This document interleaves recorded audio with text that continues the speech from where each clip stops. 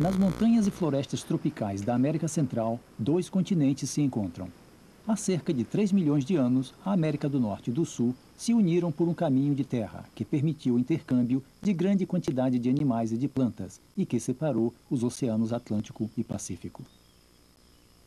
Em Belize, na parte atlântica deste caminho, a floresta tropical está repleta de abundantes e diversificados tipos de vida. Com o calor, as árvores dos vales úmidos concentram-se às margens do rio. Há uma árvore que se destaca em relação às demais, pelo seu tamanho e por abrigar uma grande quantidade de animais que dependem dela para sobreviver. É a grande figueira, a árvore conhecida pelos índios por Amat. Vida selvagem. A grande árvore.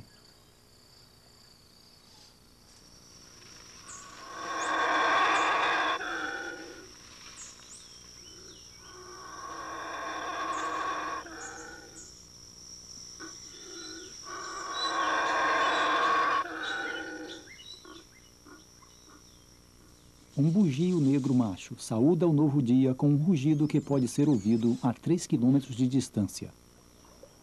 Sua árvore é uma figueira silvestre, cujo tronco tem um perímetro de quase 10 metros e galhos que podem alcançar 30 metros.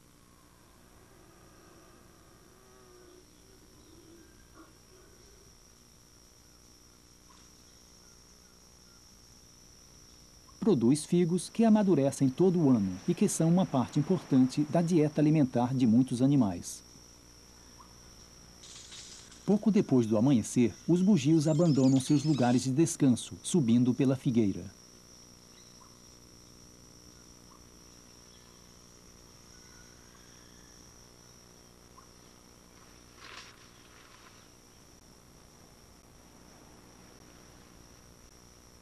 Os bugios vivem em grupos com até 40 indivíduos, de todas as idades.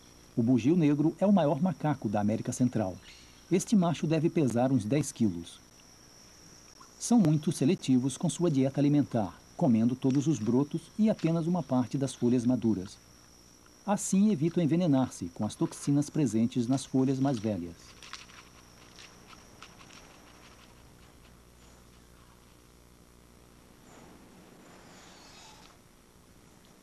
São vegetarianos, alimentando-se de flores, frutos e folhas, e especialmente de figos.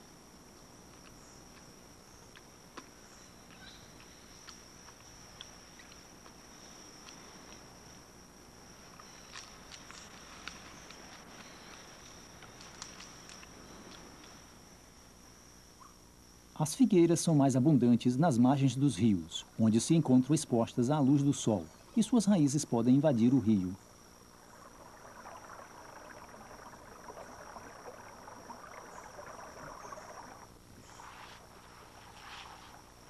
Nos galhos, as iguanas machos exibem-se umas às outras.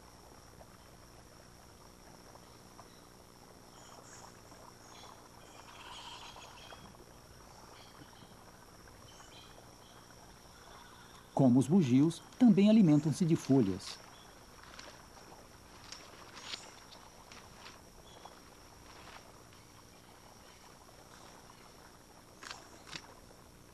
As iguanas são excelentes escaladoras, passando grande parte de sua vida nas árvores, tomando sol nos galhos quando não estão comendo.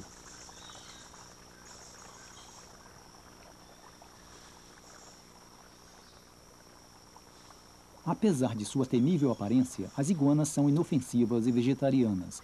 São sobreviventes da época em que os répteis eram os senhores do mundo.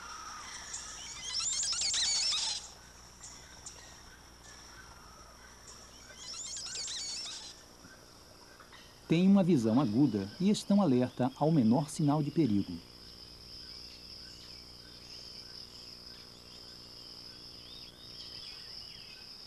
As iguanas não têm meios de defesa, e quando seu arqui-inimigo, o falcão negro, aparece, seu modo de escapar é simples, mas eficaz.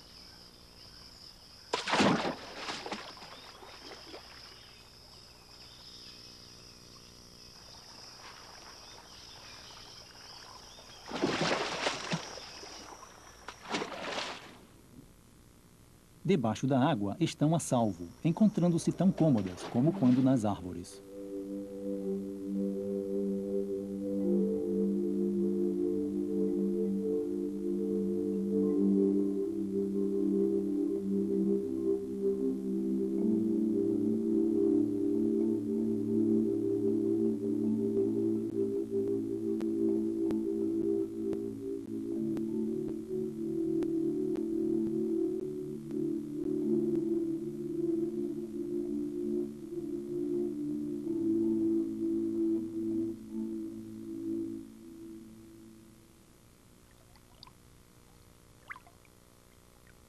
Um réptil que está ainda mais familiarizado com o rio é o jicati, uma tartaruga de água doce vegetariana, como a iguana.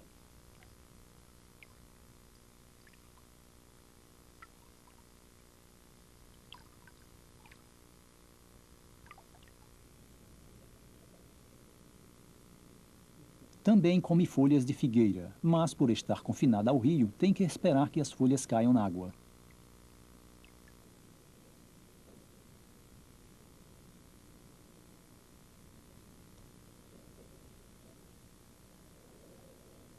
Como todos os répteis, o jicati tem que respirar o ar e seus orifícios nasais estão localizados na própria ponta do focinho, de modo que pode respirar sem revelar o seu paradeiro.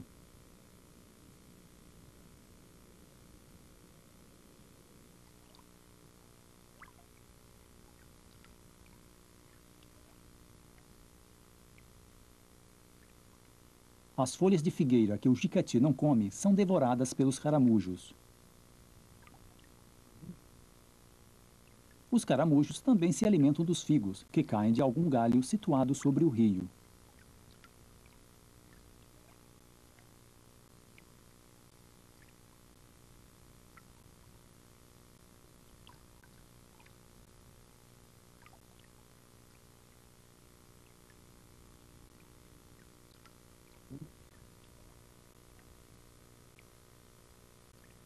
Quando acabam de comer, tudo o que resta das folhas é o esqueleto, que se decompõe no leito do rio. O começo da vida de uma grande figueira é uma das histórias mais intrigantes da natureza. Vista do exterior, a figueira parece não sofrer nenhuma mudança durante toda a estação. Mas por dentro nascem centenas de flores. Estas flores são polinizadas e suas sementes crescem e amadurecem. Tudo isto oculto à visão. As flores do figo abrem-se dentro de uma cavidade conectada ao exterior por um túnel tão estreito que apenas uma pequena vespa negra é capaz de passar e polinizar as flores. A figueira e a vespa são interdependentes. Quando a figueira está em flor, as vespas negras fêmeas forçam o caminho para o seu interior. Seu único objetivo é depositar os ovos nas flores recentemente abertas.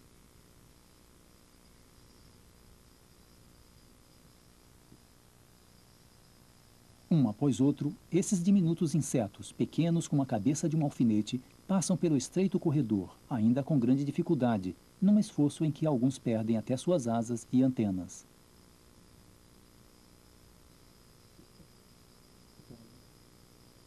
Movendo-se de um lado a outro, as vespas espalham os grãos de pólen que levam no corpo no interior da figueira, fertilizando as flores. Penetrando com seus ovopositores, depositam seus ovos dentro das flores fêmeas. Quando os ovos eclodem, a larva se nutre do figo.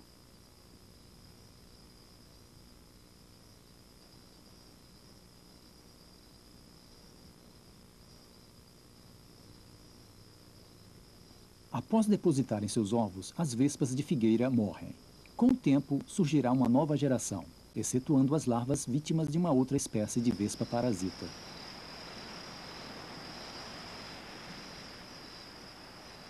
Esta vespa parasita deposita seus ovos no mesmo lugar em que nascerão as larvas das vespas de figueira. Para isso, devem ser capazes de penetrar no figo. Como sabem o ponto em que se encontram as larvas, é um mistério. Ao depositar os ovos, seu ovopositor, enormemente longo, protegido por uma capa em forma de cauda, adota a forma de um caracol e posiciona-se abaixo entre as patas.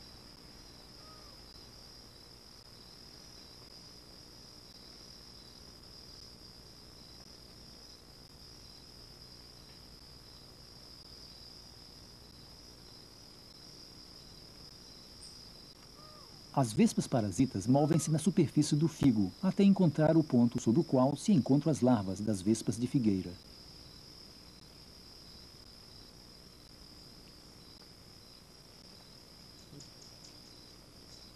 Com uma torre de perfuração, firma as patas e força o ovopositor, mais fino que um fio de cabelo, para dentro do figo.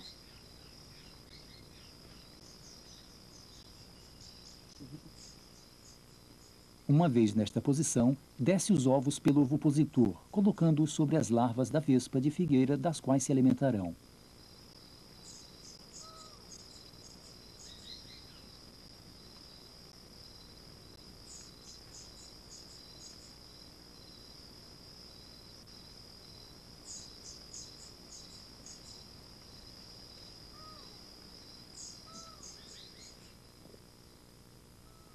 À medida que a estação avança, as vespas de figueira e as parasitas amadurecem suas cápsulas e as sementes do figo, não atacadas pelas parasitas, incham-se e crescem.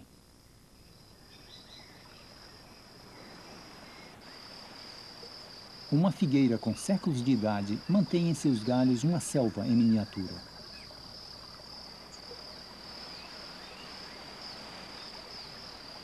Dos galhos mais altos à luz do sol até a frondosa sombra da parte inferior, plantas de todo tipo aderem à casca ou crescem no humus criado pela decomposição de outras plantas. Todas devem sua existência à figueira gigante.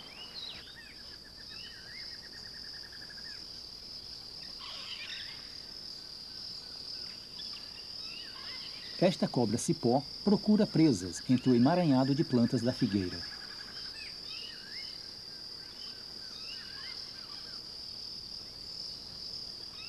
A perereca arborícola está muito bem protegida.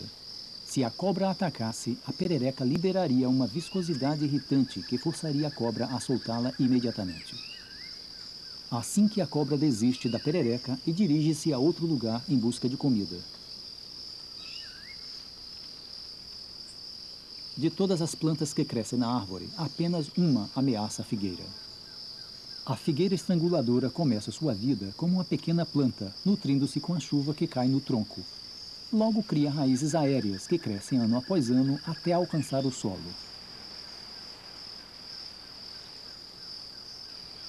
Com o passar do tempo, a estranguladora, como o próprio nome diz, enrola-se no tronco de sua anfitriã, estrangulando-a até a morte.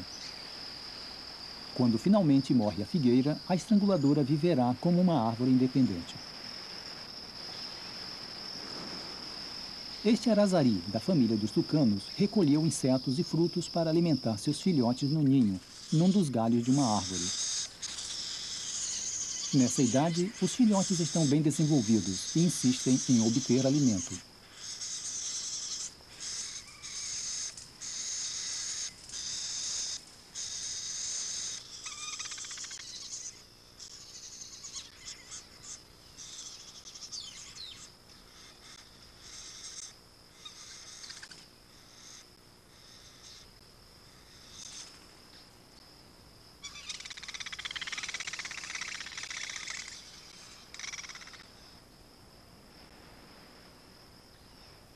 Normalmente, o pai volta com algum inseto no bico, nesse caso um gafanhoto, e ainda com uma provisão de frutos no papo.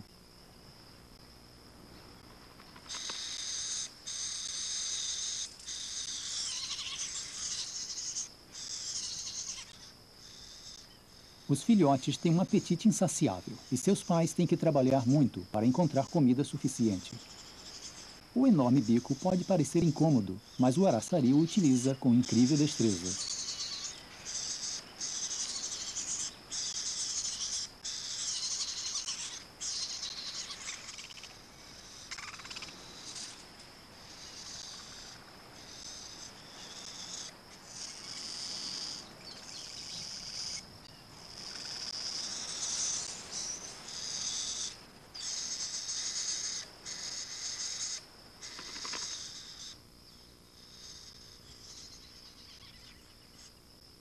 Um buraco insignificante na figueira transformou-se na colônia de abelhas maia sem ferrão.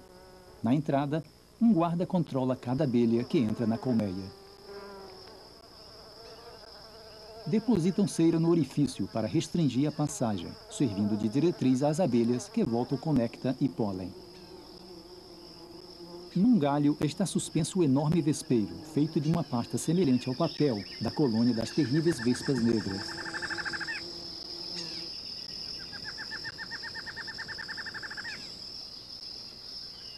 Os pássaros são atraídos à árvore por insetos de todo tipo.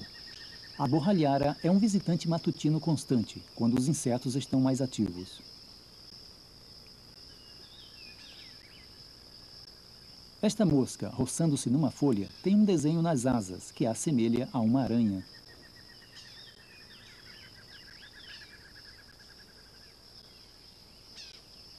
No entanto, se esse desenho é sua proteção, parece ineficaz contra a borralhara.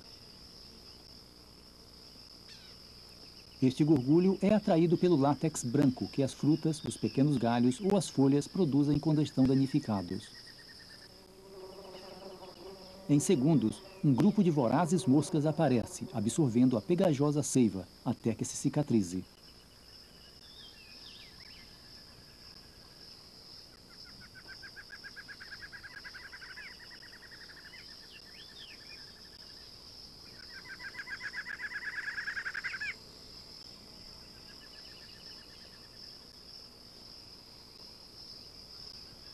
Os figos já estão quase maduros.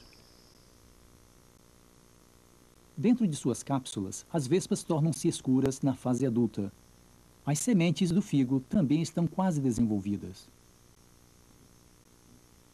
As vespas machos estão a ponto de emergir, enquanto que as fêmeas mantêm-se dentro de suas cápsulas.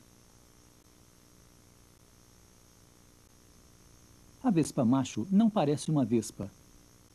Não tem asas nem olhos, embora tenha mandíbulas poderosas e patas dianteiras muito fortes.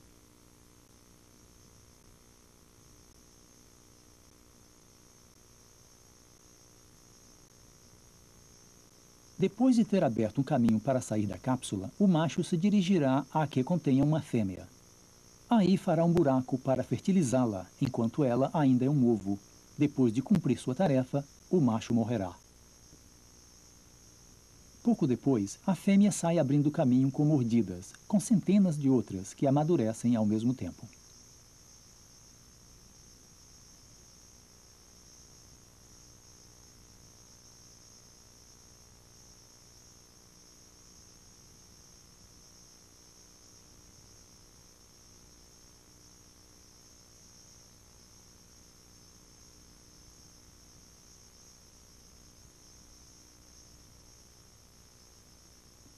Em algumas das cápsulas que originalmente albergaram as vespas de figueira, haverá vespas parasitas, também prontas para sair.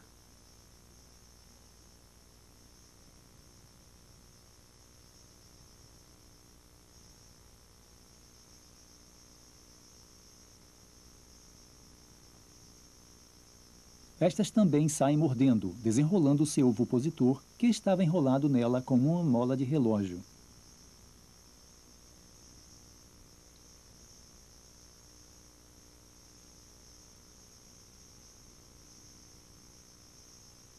A estas alturas, o interior do figo está cheio de vespas e parasitas. Agora é o figo que produz pólen. Quando as vespas entram em contato com as anteras, recolhem os grãos de pólen que serão levados ao próximo figo e onde depositarão seus ovos.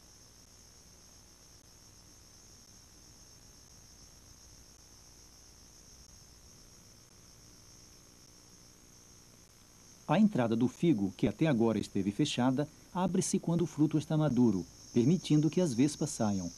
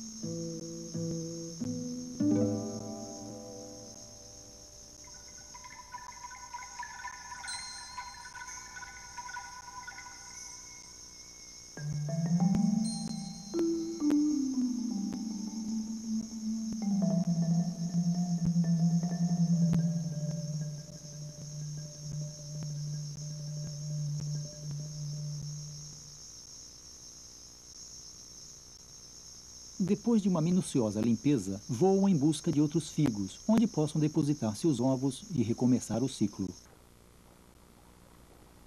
Os figos amadurecem rapidamente e os suspensos no rio caem na água.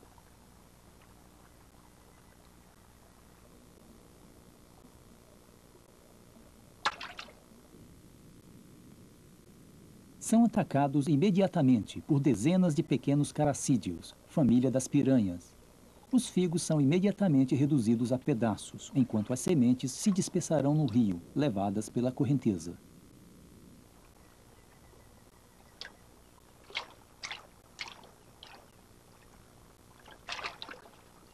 Os acarás são maiores e também comem figos.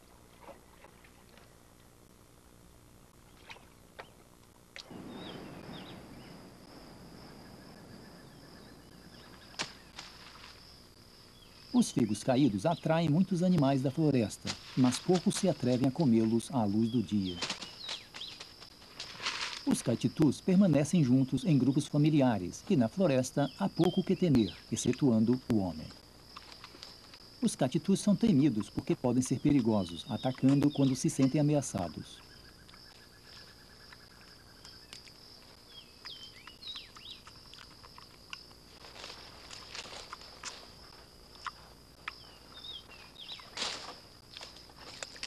Com dentes grandes e pontiagudos, na mandíbula e no maxilar, o caititu tem uma terrível mordida.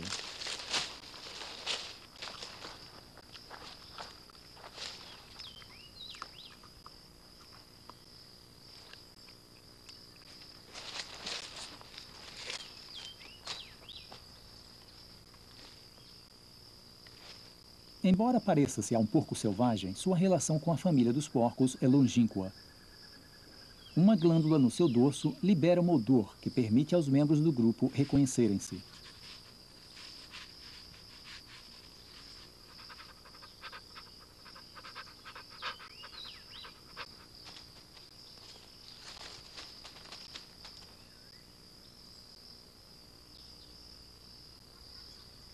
Caem tantos figos que nem todos são comidos e muitos criam raízes no solo. Dos milhares de sementes produzidas numa estação, pode ser que apenas uma ou duas germinem e cresçam. Primeiro, em forma de plântula. Depois, como uma figueira jovem. Talvez uma em 1 milhão cresça até tornar-se uma figueira gigante.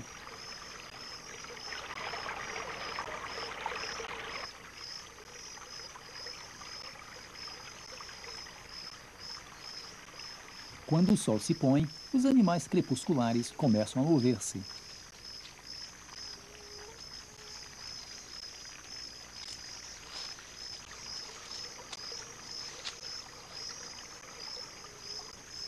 Um tamanduá-mirim sai de sua toca subterrânea para caçar formigas e cupins na figueira.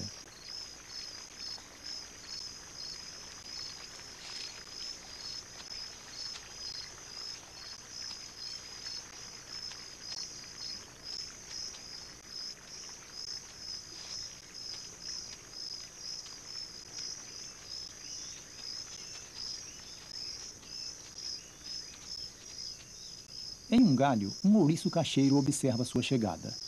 Tem as garras longas e as patas adaptadas para subir em árvores e utiliza sua cauda como um quinto membro. Está coberto de espinhos curtos, exceto no focinho.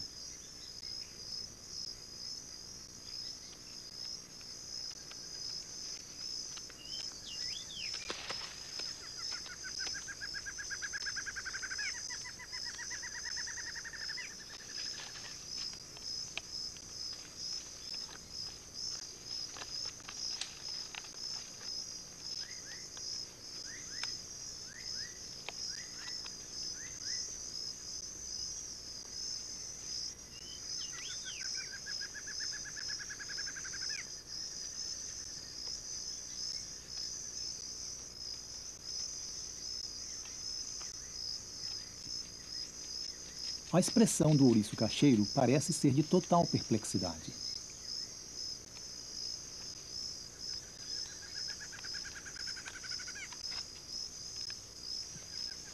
O tamanduá encontra-se cômodo nas árvores e no solo, e como ouriço cacheiro também utiliza a cauda como um membro extra.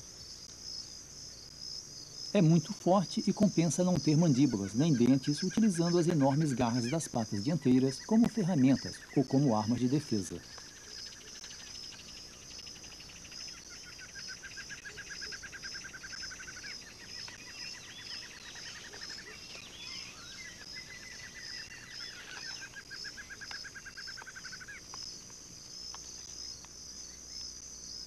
Com seu longo e sensível focinho, busca formigueiros e cupinzeiros para desfazê-los com suas garras.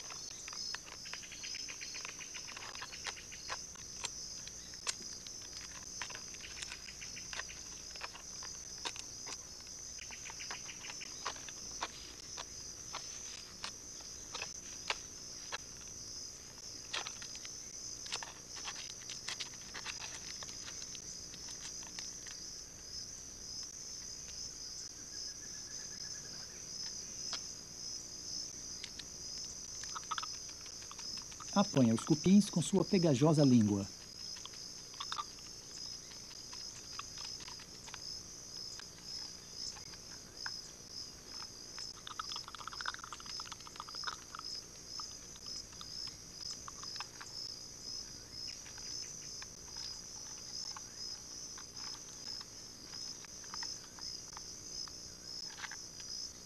Na natureza, um encontro acidental entre dois animais poucas vezes acaba em confronto, a menos que haja disputa por alimento, território ou companheira. Quando o tamanduá e o ouriço cacheiro encontram-se, tratam-se com respeito.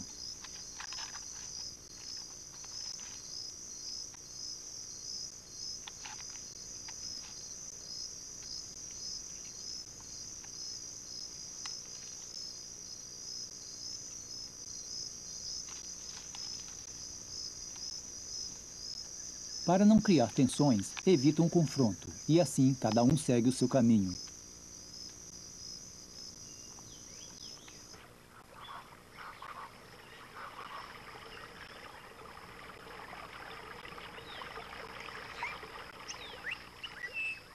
No começo da estação seca, as iguanas fêmeas abandonam os galhos para depositar seus ovos entre as raízes da figueira, nas margens do rio.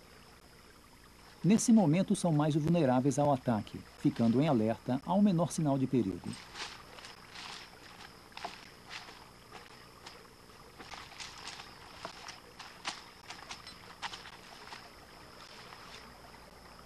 A areia e o cascalho onde depositam os ovos devem estar na temperatura e umidade adequadas, e pode ser que cavem vários buracos antes de decidir em qual deles pôr os ovos.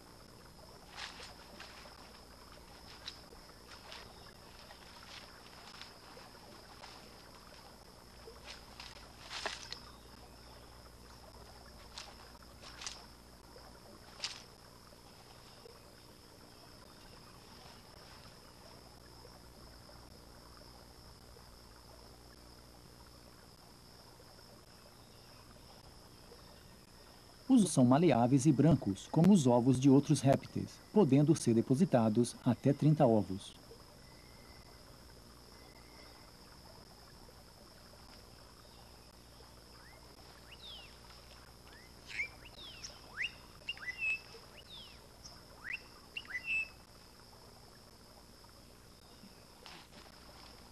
Quando tiver acabado, a iguana cobre o buraco e deixa que os ovos sejam incubados na areia quente.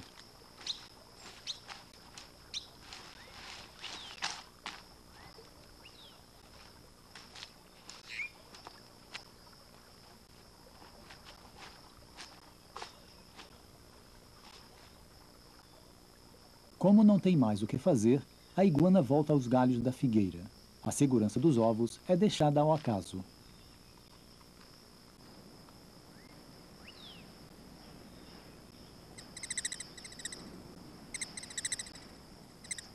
Com a chegada dos coatis, nada está a salvo. Quando uma família explora o solo da floresta, introduzindo seus focinhos por todas as partes e cavando com suas poderosas garras, pouco se salva.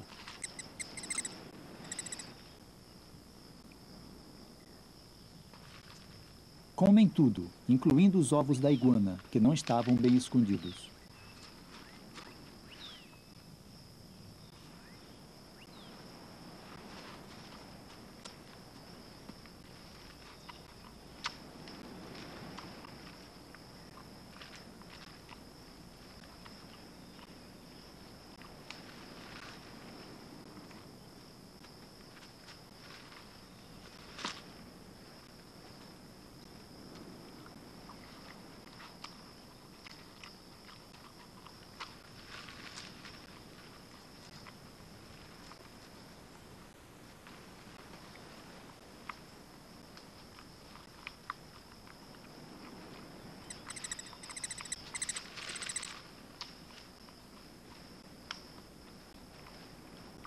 É fácil descobrir por que deram ao coati o nome científico de Nazua. Significa fisgão.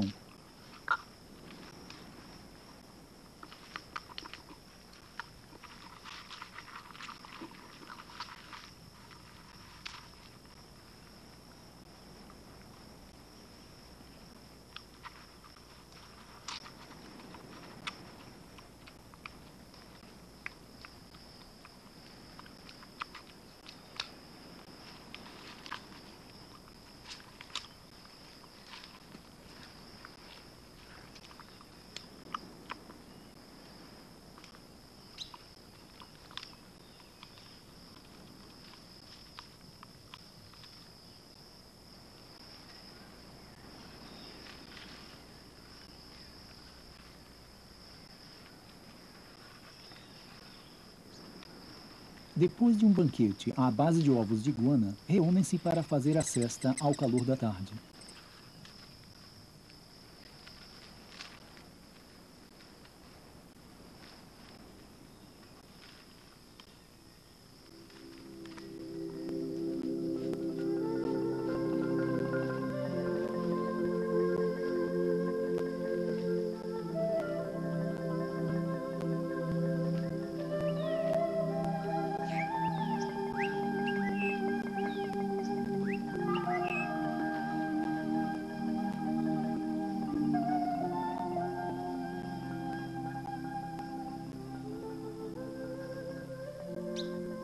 Enquanto os bugios adultos dormem, os mais jovens permanecem acordados e aproveitam a oportunidade para explorar os arredores.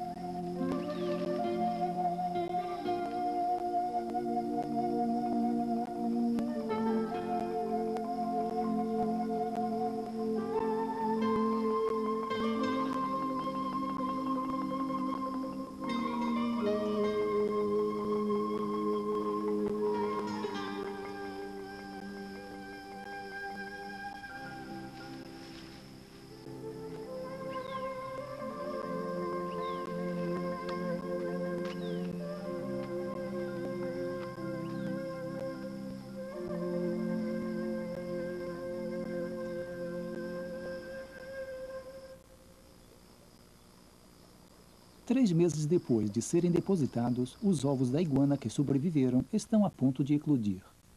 A jovem iguana deve furar a casca com suas garras afiadas como uma navalha, assim como os pássaros utilizam uma espécie de dente que tem no bico para ajudar a rompê-la.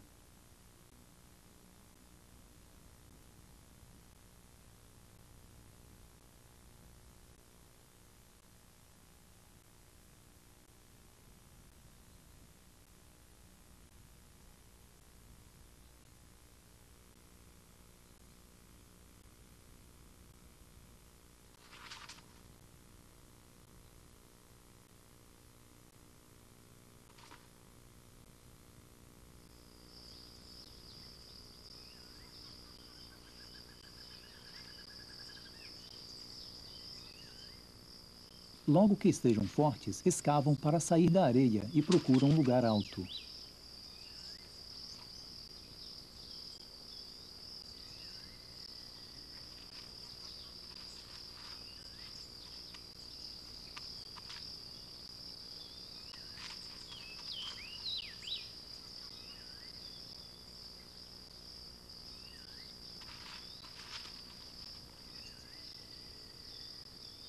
Quase que imediatamente começam a procurar comida, provando todas as folhas que estejam ao seu alcance.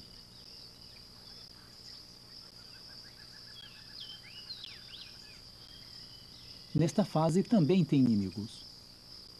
As cobras cipós de cabeça verde são vorazes e apreciam iguanas recém-nascidas.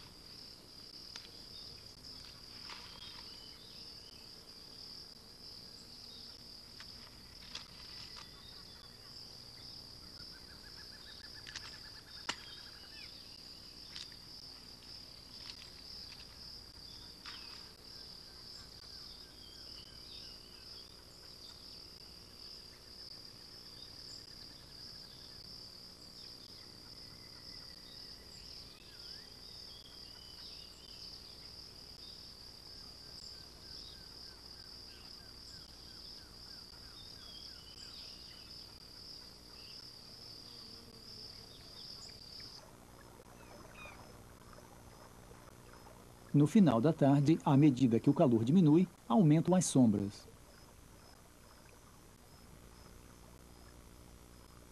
As árvores em flor nas margens do rio atraem os beija-flores.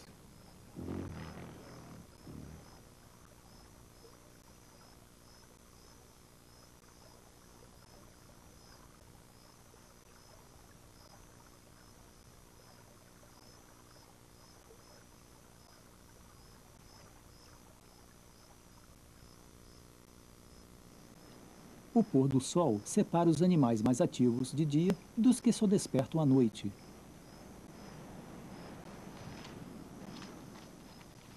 Os coatis buscam uma árvore onde possam construir um ninho com folhas e galhos pequenos para passar a noite.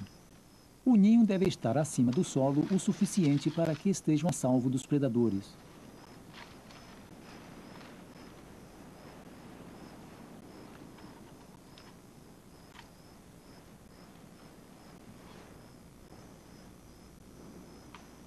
Os bugios abandonam a figueira, passando de um cipó a outro. O grande macho é o último a deixar a árvore.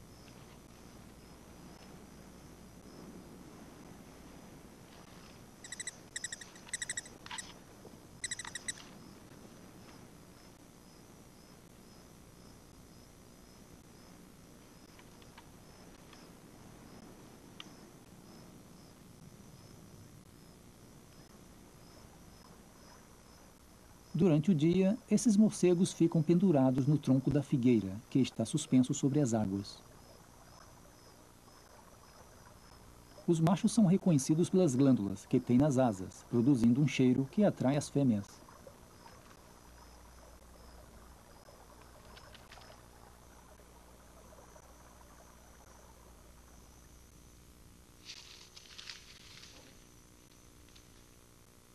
Uma cutia sai debaixo de um galho caído da figueira. Pode correr velozmente pela floresta. Para um roedor, suas patas são pouco comuns, suas garras têm a forma de unhas. É presa de todos os carnívoros maiores, o que talvez explique seu eterno estado de alerta.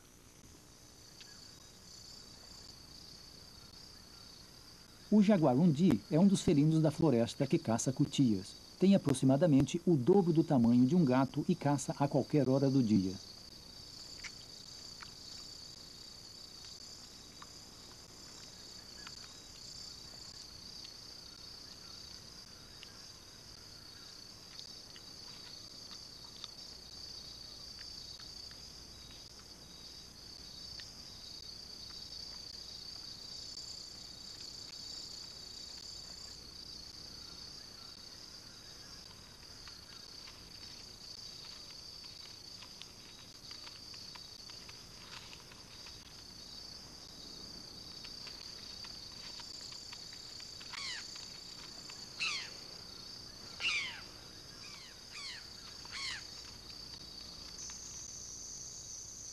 Alertado pelo chamado de advertência da gralha, a cutia consegue escapar do jaguarundi.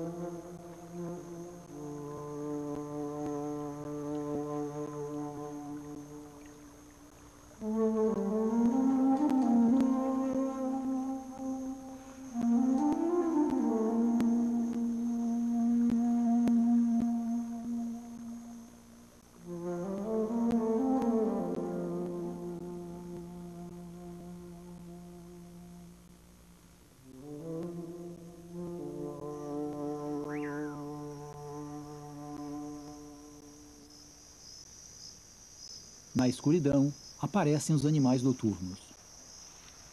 Uma jiboia procura pequenos roedores entre as raízes da figueira. Uma escorpião fêmea leva seus filhotes nas costas enquanto procura uma presa entre as folhas. Um deles apressa-se a alcançá-la.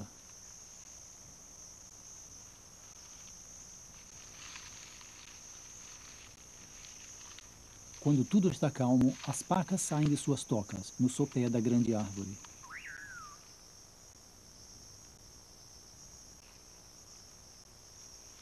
As pacas são parentes próximos das cutias, ainda que sejam muito maiores.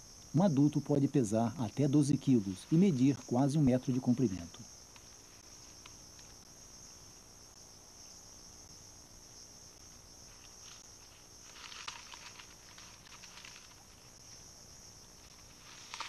Ainda que comam folhas, são apreciadoras dos ficus.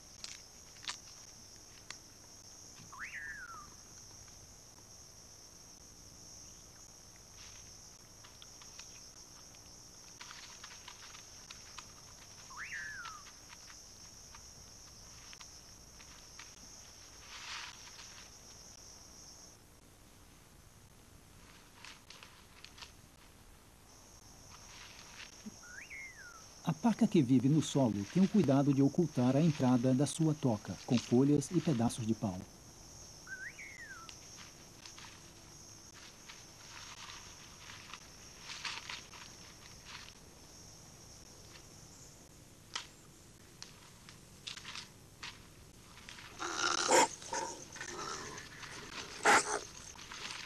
Possui um osso oco no crânio, algo único nos mamíferos, e que produz uma estranha ressonância aos seus gritos.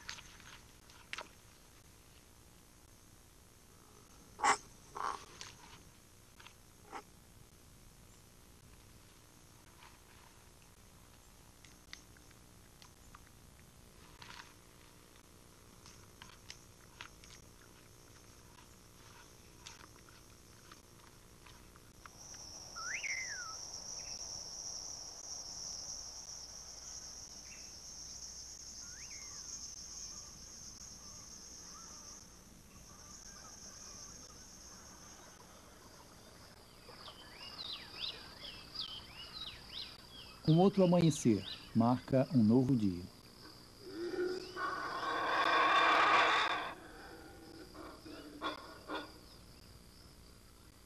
A chamada do bugio ressoa no vale, algo que se repete há milhares de anos.